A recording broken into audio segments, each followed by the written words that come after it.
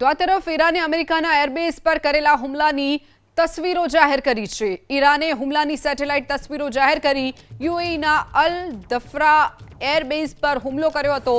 હુમલા બાદ એરબેઝ પર મોટો ખાડો પડી ગયો છે। તો ઈરાને ખોર્મશહર નામની મિસાઇલથી હુમલો કર્યો હોવાની પણ માહિતી આપી છે અને સાથે જ જે સેટેલાઇટ તસવીર છે તે પણ જાહેર કરી છે। જે દ્રશ્યો આપ જોઈ રહ્યા છો, ઈરાને અમેરિકાના એરબેઝ ઉપર હુમલો જે કર્યો તેની એક તસવીર જાહેર કરી છે। ઈરાને હુમલાની સેટેલાઇટ તસવીર જાહેર કરી યુએઈના અલ દફરા એરબેઝ ઉપર જે અમેરિકાનું સૈન્ય બેઝ આવેલું હતું તેને ટાર્ગેટ કર્યો હતો। દ્રશ્યો પણ સામે આવ્યા છે। ત્યાં એક મોટો ખાડો પડી ગયો હોય તેવા પણ આ દ્રશ્યો સામે આવ્યા છે।